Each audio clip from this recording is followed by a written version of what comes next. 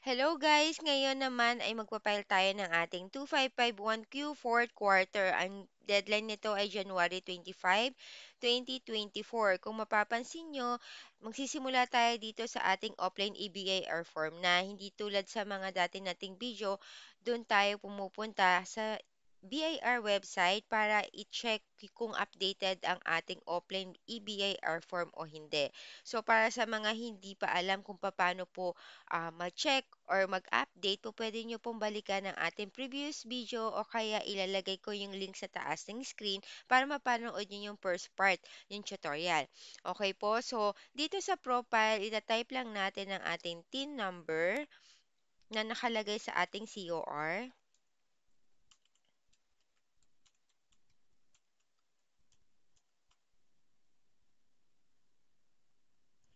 Ayan. So, yan. Pag second time mo na mag-file, mag-auto-populate na lang yung mga details mo dito. Okay, so itong details na to, sample lang to para lang po ito sa ating tutorial. So, dito sa list of BIR forms, ang pipiliin natin is 2551Q V 2018 Quarterly Percentage Tax Return. Then, click natin ang fill up. Click ang OK. Dito sa number 1, ang kiklik natin itong calendar kasi nga itong fiscal is para sa corporation. So, dito sa number 2, mapapansin nyo, nakalagay na 2024. So, papalitan lang natin yan ng 2023. Bakit po? Kasi pinapile natin ngayon is yung fourth quarter nung last year. So, ilalagay natin dyan is 2023. Para sa number 3, ang ikiklik natin ay yung fourth. Para sa number 4 to 12, hindi na natin gagalawin yan. Dito na tayo sa number 13. Number 13, mamimili tayo kung graduated ba tayo or kaya 8%. So, sa case ko, graduated ako, ito yung ikiklik ko.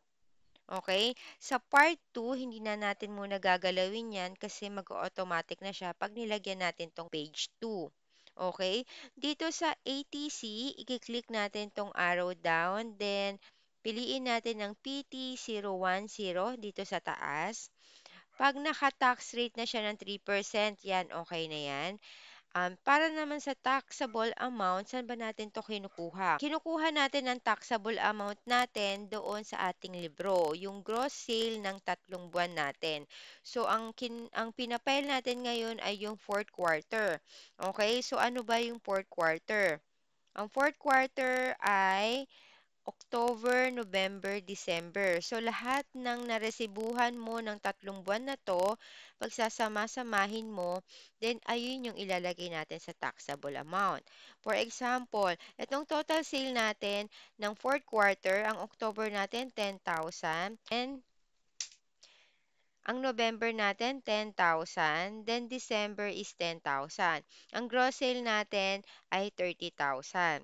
Si 30,000 ang ilalagay natin dito sa taxable amount. Ayan. Dito sa tax due, makikita na natin ang ating babayaran, 900 pesos. So, kung babalik tayo dito sa page 1, nagkaroon na ng laman itong part 2 natin, 'di ba? Nandiyan ay 900 pesos. Paano naman po kung naka 8% kayo?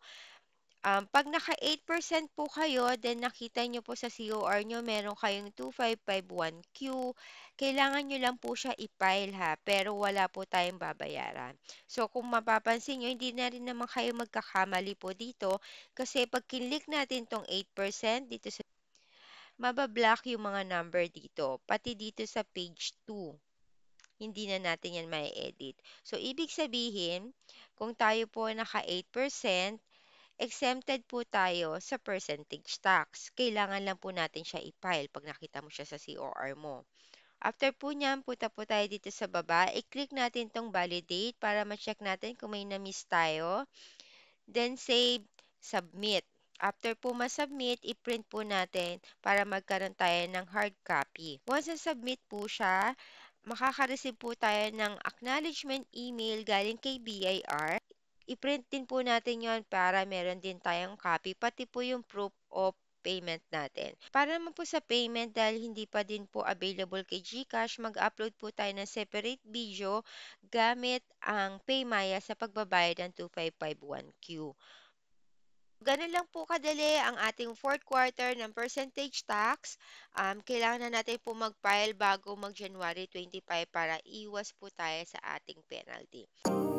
Kung nakatulong po sa inyo ang video na to, please don't forget to like, subscribe, and hit the bell button for more updates.